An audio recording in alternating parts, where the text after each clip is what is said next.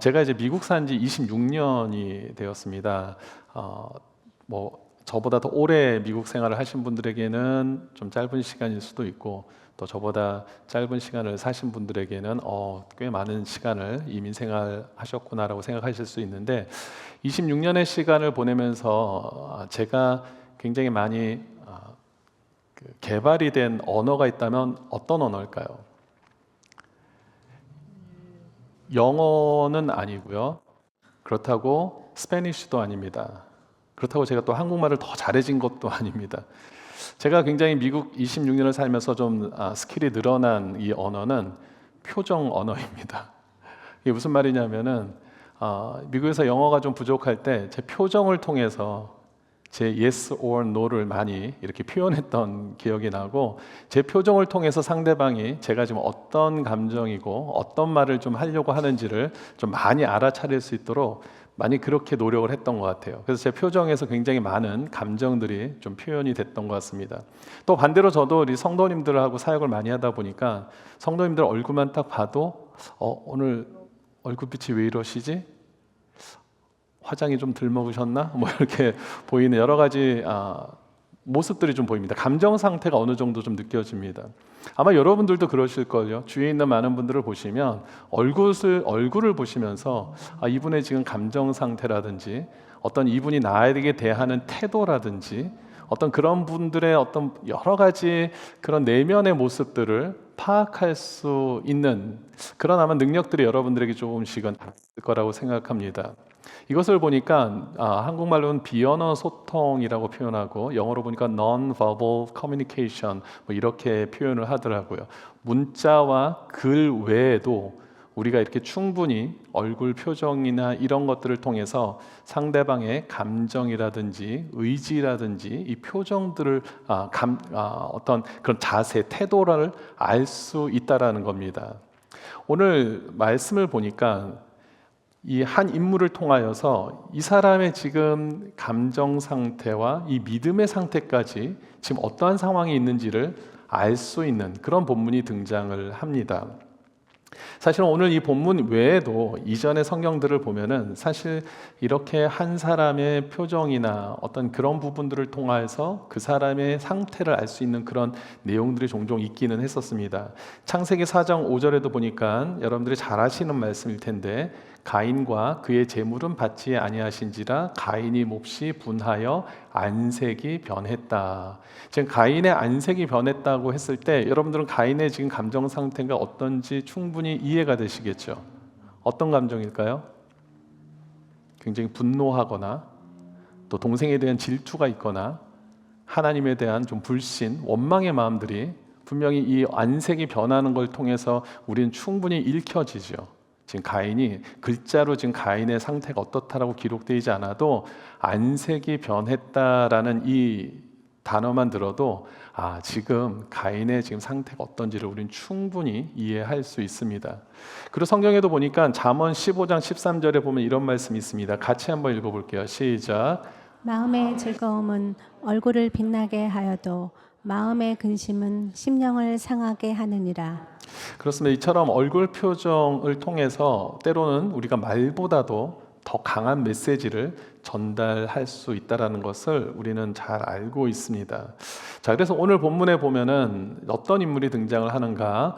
오늘 사무엘서를 우리가 살펴봤죠. 근데 사무엘서 1장에 보면 이 사무엘의 출생 이전의 내용부터 기록이 되어 있는 것을 보게 됩니다.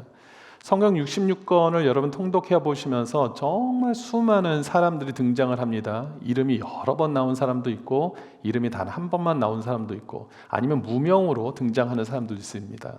굉장히 많은 사람들이 등장을 하는데 그 사람의 출생 전의 배경부터 소개가 되는 인물은 그렇게 많지 않습니다. 손에 꼽힐 정도의 굉장히 극소수의 사람들만 출생 배경을 소개하고 출생 이전의 내용들을 통해서 우리에게 어떤 메시지를 전달하고 있는 것을 보게 됩니다. 오늘 보니까 사무엘의 출생 이전의 배경을 우리에게 소개하고 있는데, 그만큼 하나님께서는 이 사무엘이 태어나기 이전의 배경을 통해서 우리에게 주시는 그런 귀한 영적인 메시지가 있다는 것을 우리가 염두에 둘 수가 있습니다. 자, 오늘 어떤 내용이 등장하고 있는지 살펴보겠습니다. 오늘 사무엘상 1장에서 제가 살펴보고 싶은 인물은 사무엘이 아니라 그의 어머니인 한나입니다. 자, 한나라는 이름의 뜻은 은혜라는 뜻입니다.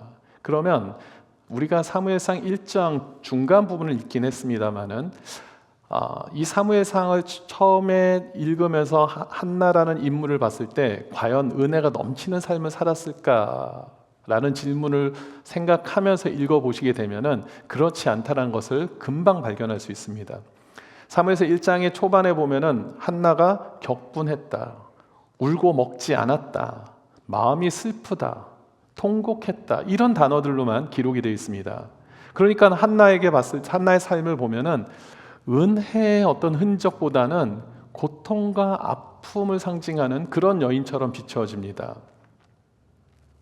자, 어떤 상황이 있었는지를 그럼 이제 한번 살펴보겠습니다. 사무엘상 1장 2절 말씀입니다. 오늘 본문 바로 앞전 내용인데, 그에게 두 아내가 있었으니 한 사람의 이름은 한나요, 한 사람의 이름은 브닛나라.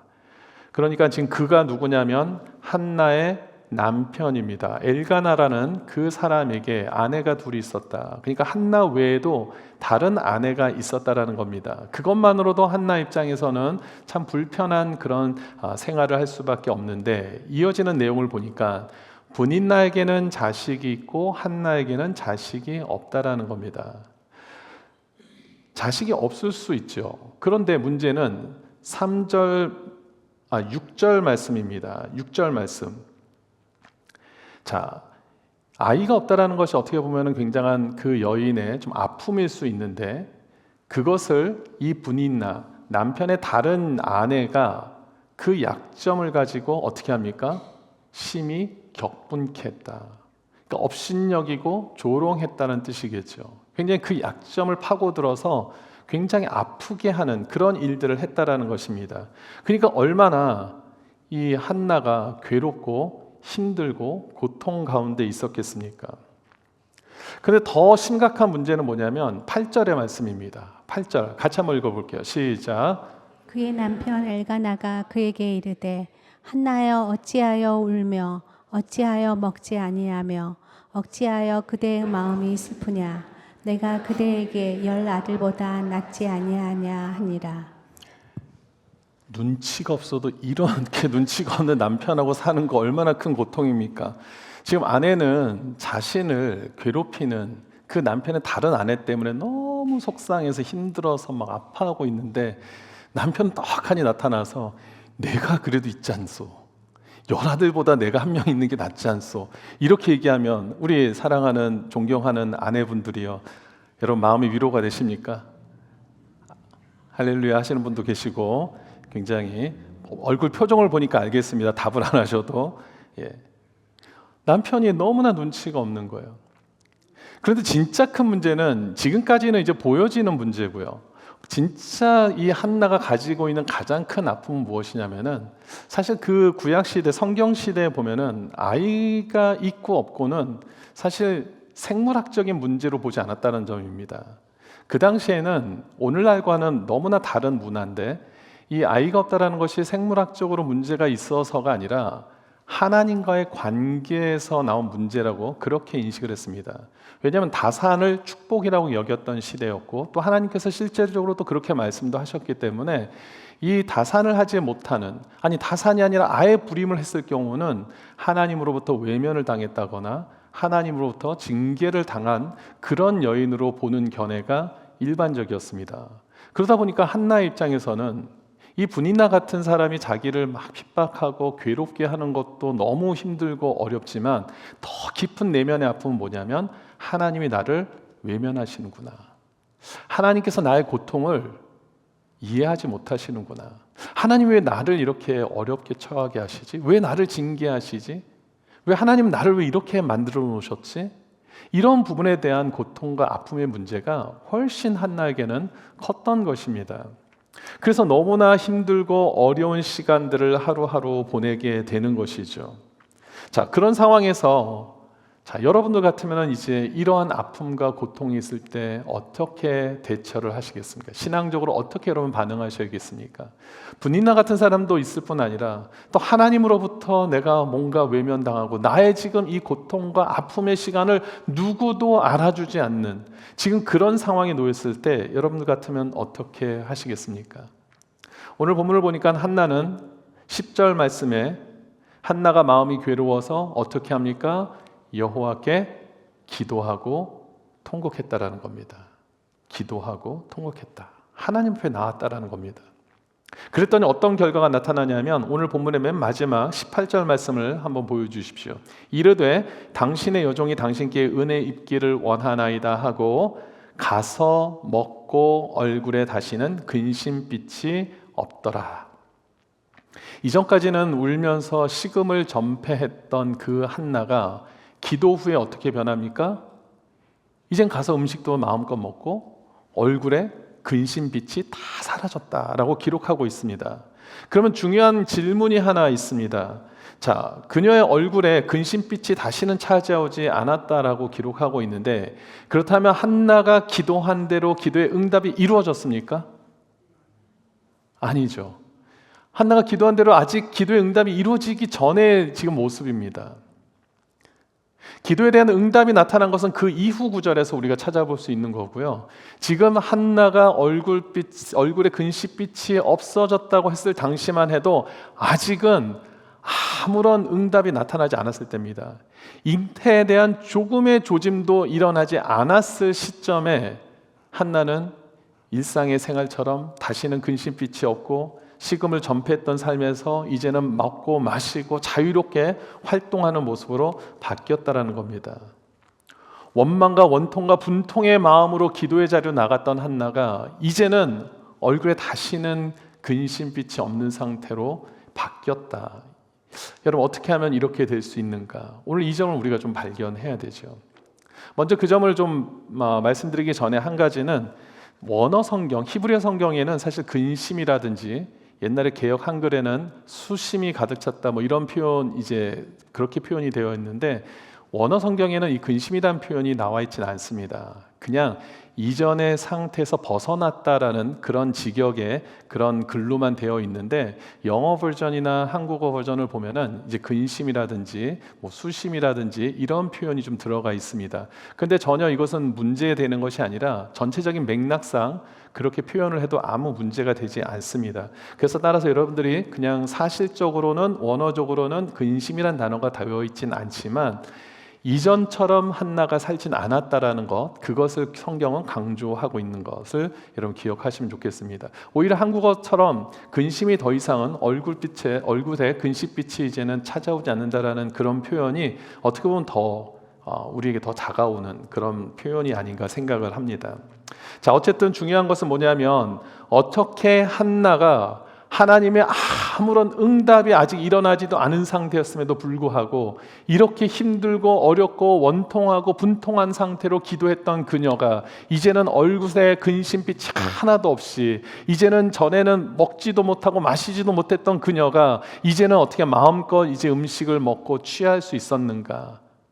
우리가 그 모습을 좀 찾아봤으면 좋겠습니다. 왜냐하면 저와 여러분들도 그럴 수 있잖아요. 지금 이 상태가 막 음식을 먹어도 먹혀지지도 않고 음식 맛도 입맛도 떨어지고 잠도 올지 않고 불면증에 시달리고 근심과 걱정 때문에 어떤 이유든지 간에 여러분들이 힘들고 어려운 상황에 계신다면 오늘 이 한나의 모습을 통해서 여러분 영적인 도전을 받을 수 있게 되기를 바랍니다.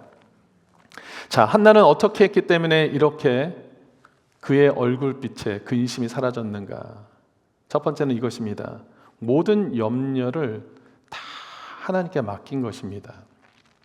모든 염려와 근심을 다 주님께 맡겼다. 염려와 근심뿐만 아니라 모든 그 삶의 그 전체적인 것들을 아예 하나님께 맡겼다라는 겁니다. 무슨 말인가 하면 여러분 문제가 생기면 웬만한 성도들이 기도 안 하는 성도는 없습니다. 그렇죠? 성도라는 그 호칭을 가진 사람들 중에 문제와 시련 앞에서 기도하지 않는 성도는 사실 없을 겁니다. 그렇다면 성도가 아니겠죠. 그냥 교인이겠죠. 아니면 종교적인 생활을 하는 분들이겠죠. 성도라 함은 기본적으로 어떤 문제가 왔을 때 당연히 사실 문제 이전에도 기도를 해야 되지만 문제 앞에서는 누구나 기도를 할 겁니다. 근데 이 기도에 대한 내용들이 결국은 무엇인가 하는 것을 우리가 좀 살펴볼 필요가 있죠. 나의 어떻게 보면 위시 리스트를 가지고만 하나님께 막 말씀을 했다고 하고서는 내가 하나님께 기도한 거 아시죠? 라고 한다면 사실 그것은 온전한 기도가 될 수가 없겠죠. 하나님이 원하시는 기도는 무엇인가? 온전히 주님께 맡기는 것입니다. 지금 한나가 그런 기도를 드렸다라는 것입니다. 자, 어떻게 알 수 있느냐? 11절, 우리가 읽었던 11절의 말씀을 보겠습니다. 서원하여 이르되 만군의 여호와여 만일 주의 여종의 고통을 돌아보시고 나를 기억하사 주의 여종을 잊지 아니하시고 주의 여종에게 아들을 주시면 어떻게 합니까? 내가 그의 평생에 그를 여호와께 드리고 삭도를 그의 머리에 대지 아니하겠나이다.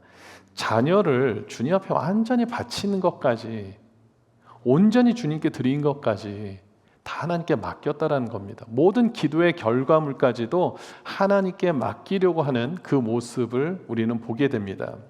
그렇습니다. 우리가 하나님께 맡겨야지만 하나님께서 무슨 일들을 하실 수가 있는 거거든요. 내가 쥐고 있으면서 하나님 알아서 해주십시오라고 하는 것이 말이 됩니까? 맡겨야지 하나님의 역사가 나타나는 것입니다. 베드로전서 5장 7절에 보니까 너희 염려를 다 주께 맡기라 이는 그가 너희를 돌보심이라.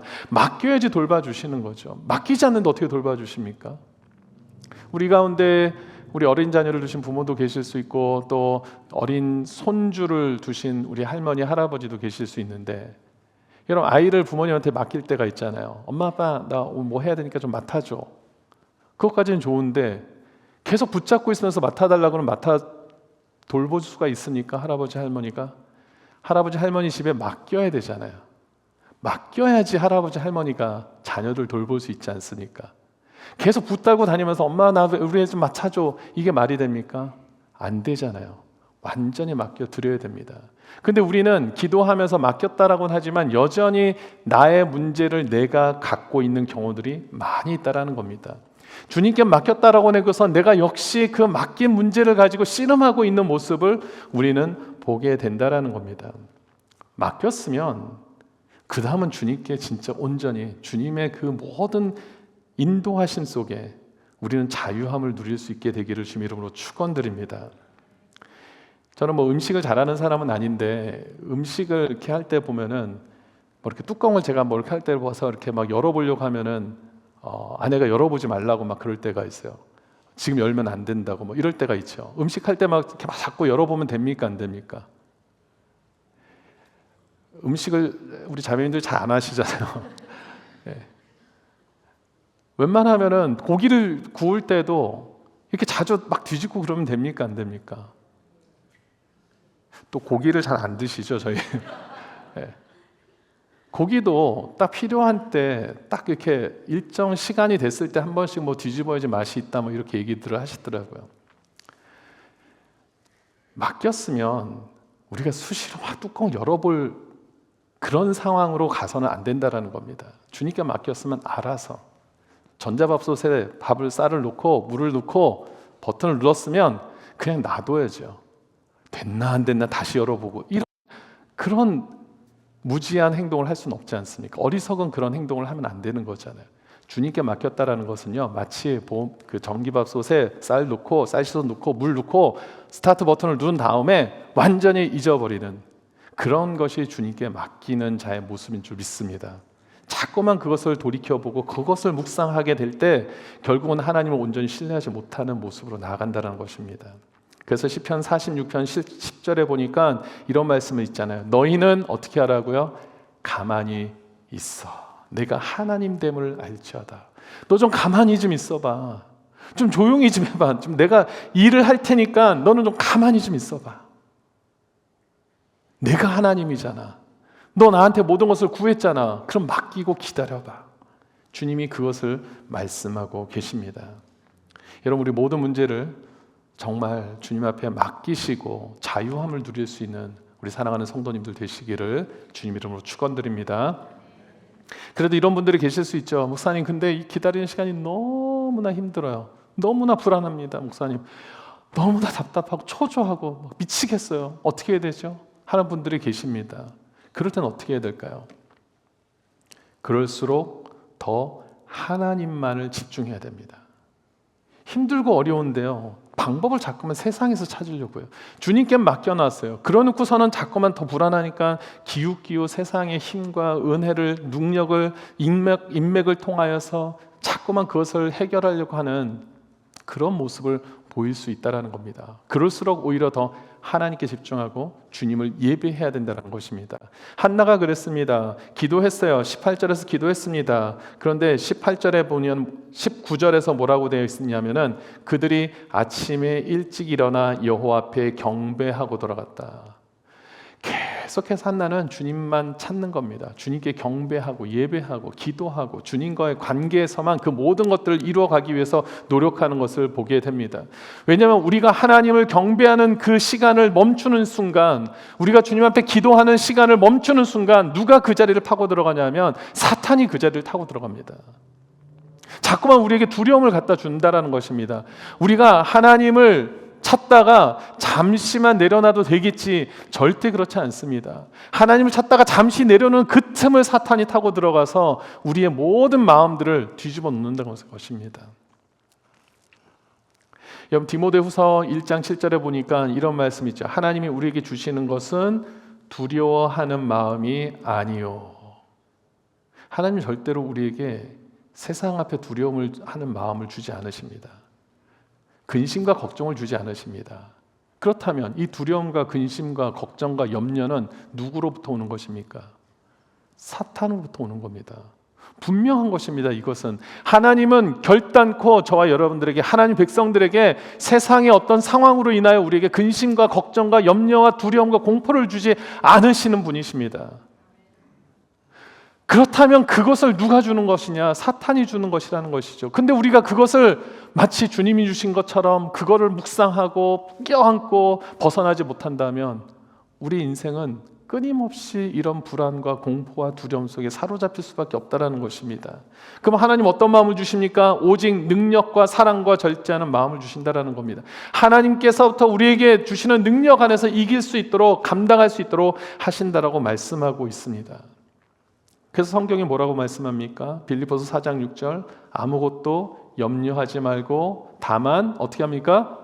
모든 일에 기도와 간구로 너희 구할 것을 감사함으로 하나님께 아뢰라. 감사라는 단어를 주목하십시오.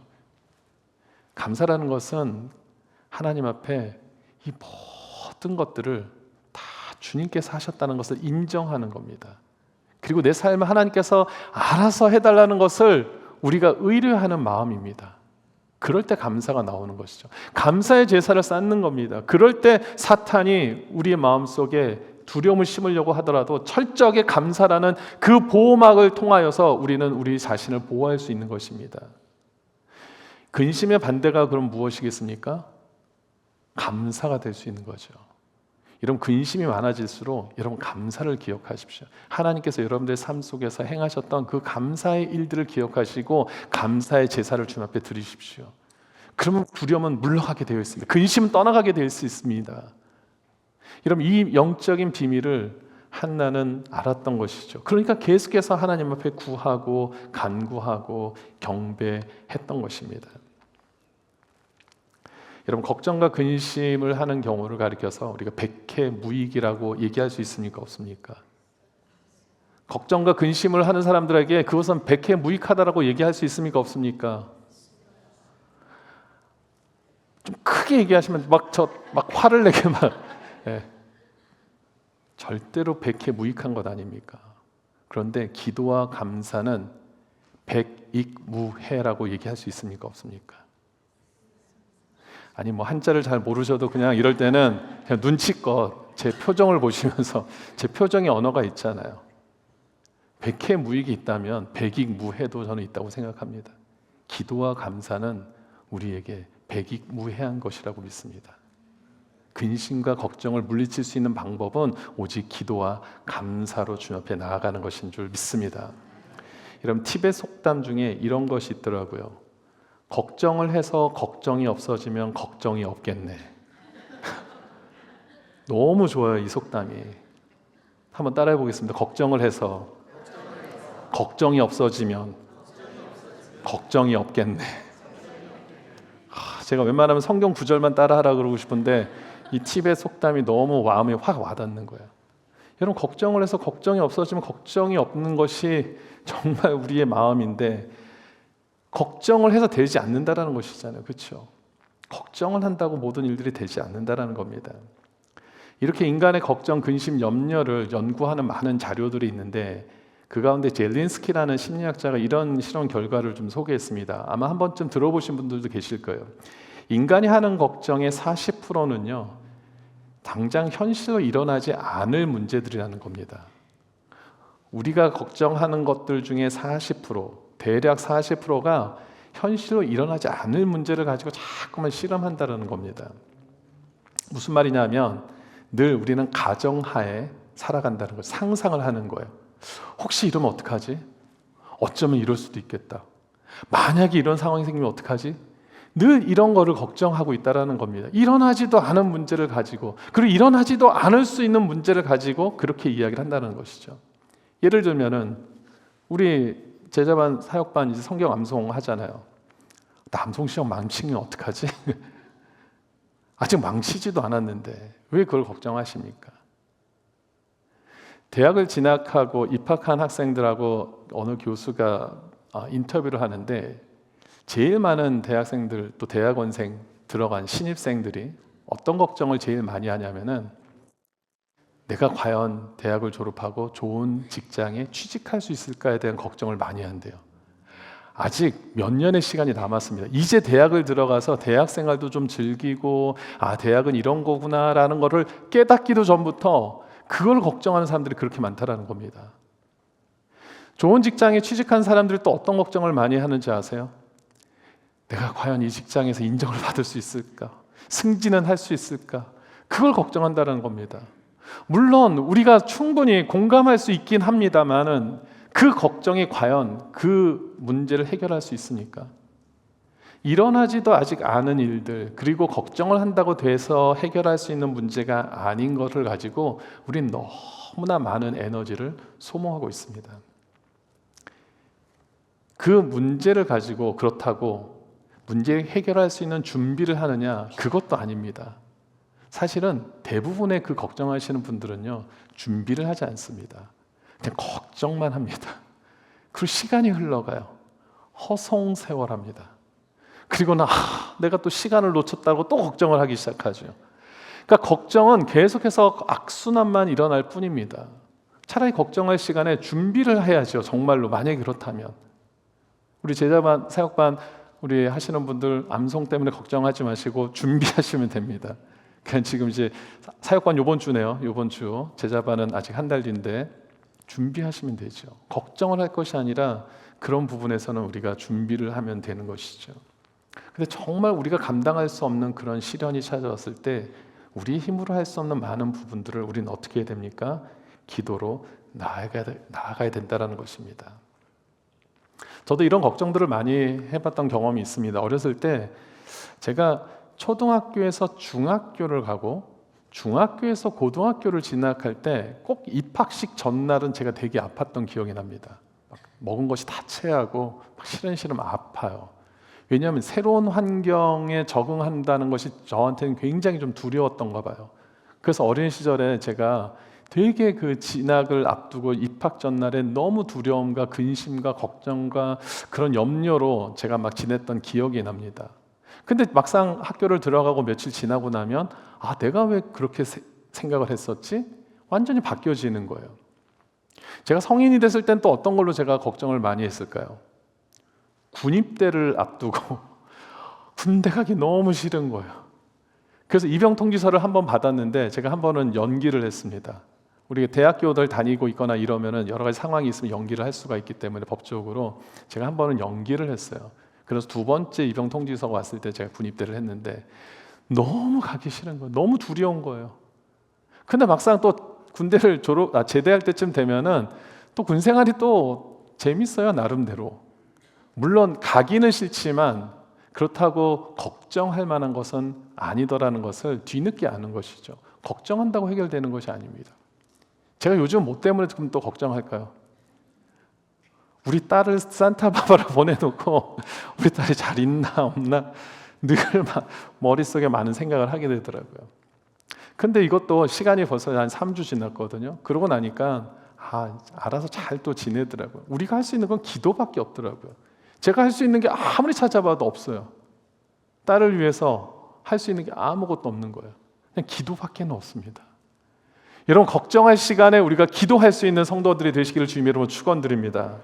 그러면 기도할 때 하나님께서 우리의 마음 문들을 활짝 열어놓고 주님을 영접하시면 주님께서 우리에게 평강을 허락하시는 줄 믿습니다. 이 코레텐 붐이라는 여사가 이런 얘기를 했어요. 걱정은 오늘의 슬픔을 덜어주는 것이 아니라 오히려 내일의 힘을 뺏어서 간다. 진짜 그렇습니다. 이것은 에너지 소모밖에는 안 돼요. 걱정하는 순간에 이것이 해결되는 것이 아니라 내가 지금 당장 해야 될 일, 내일 뭔가를 해야 될 일, 그 모든 에너지를 다 뺏어간다는 겁니다. 윌리엄 라이프라는 분은 이런 얘기를 했더라고요. 걱정은 빚을 지기도 전에 이자부터 내는 것과 같다. 여러분, 이해가 되십니까? 빚을 내지도 않았는데 이자부터 갖고 있는 셈이라는 거예요. 걱정한다는 것 자체가.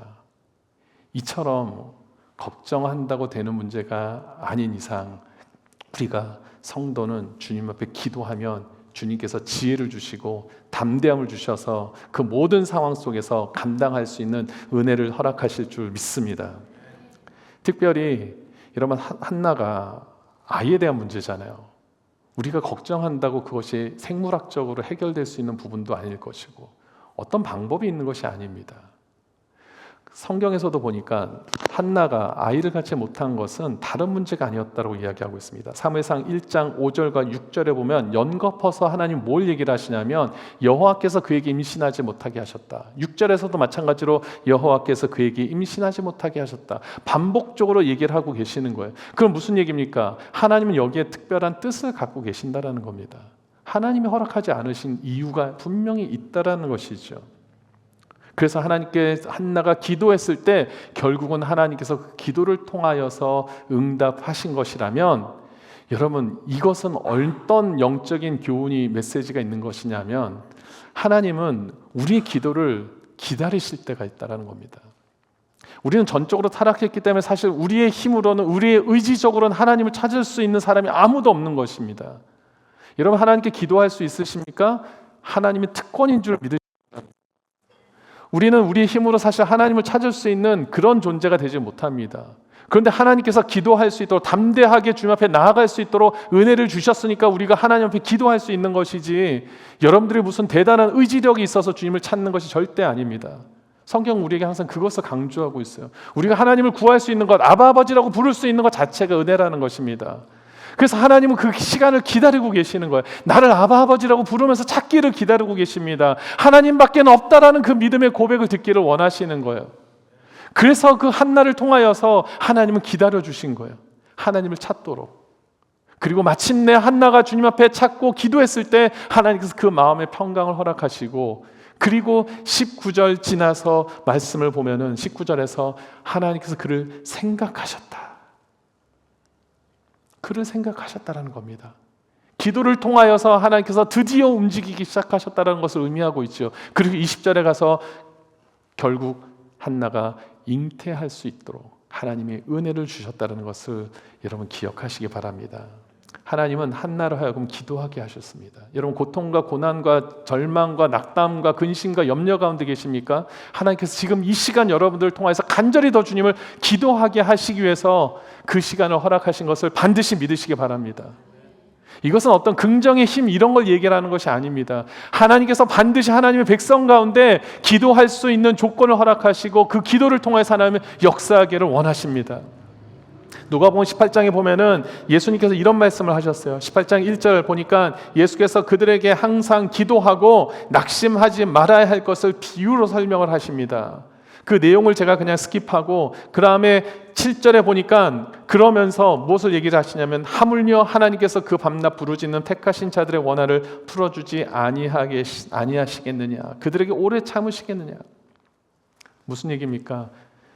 기도해야 되는 이유가 있다라는 겁니다. 그러면 하나님이 들어주신다라는 거예요. 어떤 비유였냐면은 그 땅 가운데 세상의 어떤 재판장을 비유로 들면서 한 과부가 그 재판장을 계속해서 끊임없이 나의 억울함을 좀 들어달라고, 나를 좀 억울함을 좀 풀어달라고 간청을 하니까 그 재판장이 그 여인의 억울함을 풀어줬다는 거예요. 그러면서 세상의 재판장도 이렇게 간구하고 간청하면 풀어주는데 하물며 하나님께서 너희들이 주님을 찾는데 왜 안 들어주시겠느냐, 지금 그 얘기를 하시는 겁니다. 그러면서 기도의 자리로 들어오라고 주님이 초대하시는 거예요. 기도하면 하나님이 들으실 준비가 되어 계신다라는 겁니다. 하나님이 이미 저와 여러분들에게 응답할 그런 모든 것들을 준비하고 계셔서 여러분들의 기도를 통해서 그 응답의 문들을 활짝 열어주시길 원하신다고 말씀하고 있습니다. 고통과 시련과 어떤 문제든지 간에 여러분 주님 앞에 기도하며 나아가시면 하나님 그 기도를 너무 듣기를 원하시는 거예요. 아버지라고 부르는 여러분들의 그 기도를 주님이 듣기를 원하신다라는 겁니다. 그리고 그것을 통해서 하나님이 역사를 하시길 원하시는 것이 하나님께서 저와 여러분들을 향한 놀라운 은혜의 선물인 줄 믿으시기 바랍니다. 이제 말씀을 정리합니다. 세상 살아가면서 근심거리가 없는 사람이 어디 있겠습니까? 그렇죠? 이 가운데 저보다 인생에 더 연륜이 높으신 분들도 많으시고 또 뭐 젊은 분들도 계시고 저보다 또 신앙의 어떤 깊이가 더 많으신 분들도 깊으신 분들도 계시고 여러분 세상에 너무나 다양한 또 경험을 많이 하신 분들 많이 계시죠. 근심이 없는 날이 어디 있겠습니까? 목사도 근심이 있고 평신도도 근심이 있고 어르신들도 근심이 있고 어린 아이들도 근심이 있잖아요. 조그만 애들도 보면 나 걱정하고 있어 이렇게 하고 있지 않습니까? 왜 다 걱정이 있죠? 근심이 왜 없겠습니까? 그런데 성도의 근심거리는 하나님께 대한 기도거리가 되는 줄 믿으시기 바랍니다. 그리고 그 기도거리를 통하여서 하나님은 하나님의 능력을 나타내 주시는 우리의 은혜의 간증거리로 바꿔주실 줄 믿으시기 바랍니다. 그러니까 다시 말씀드리면 이 근심거리는 하나님의 높고 위대하심을 간증하는 우리의 은혜의 간증거리로 바뀌어지는 역사가 저와 여러분들을 통해 나타나게 되는 줄 믿습니다. 그리고 그것을 주님이 원하시는 거예요. 주님을 찾기를 원하시고 그 찾음으로 인하여 하나님 베푸시는 은혜를, 그 감격을, 감사를 온 세상 사람들에게 전파하고 증거하는 그런 삶을 여러분들이 살기를 원하시는 것이 주님의 마음이신 줄 믿으시기 바랍니다. 마지막으로 하박국 3장 17절과 18절 말씀을 우리 같이 한번 읽어봤으면 좋겠습니다. 이것은 뭐냐면 우리가 상황이 바뀌진 않지만 아직 한나에게도 아직 잉태의 조짐이 전혀 보이지도 않았고 하나님의 직접적인 음성이 들리진 않았지만 얼굴에 근심빛이 사라질 수 있었던 것, 그 기쁨과 감사로 주님을 예배할 수 있었던 것처럼 오늘 이 본문의 이 하박국의 이 말씀들이 여러분들의 삶에 날마다의 고백이 되기를 소원합니다. 아직 상황은 바뀌지 않았어도 우리가 주님을 신뢰하고 의지하고 기도하며 나아가면 우리의 마음속엔 이미 응답이 임한 줄 믿으시기 바랍니다. 우리 17절과 18절 같이 함께 한 목소리를 읽겠습니다. 시작. 비록 무화과 나무가 무성하지 못하며 포도나무에 열매가 없으며 감람나무에 소출이 없으며 밭에 먹을 것이 없으며 우리의 양이 없으며 예양간에 소가 없을지라도 나는 여호와로 말미암아 즐거워하며 나의 구원의 하나님으로 말미암아 기뻐하리로다. 아멘, 아멘. 여러분 우리 인생 가운데 이 모든 근심, 그런 문제들이 해결되지 않아도 이와 같은 고백을 주님 앞에 진실되이 드릴 수 있는 우리 믿음의 성도들로 주님께서 세워주시기를 간절히 축원합니다. 아멘.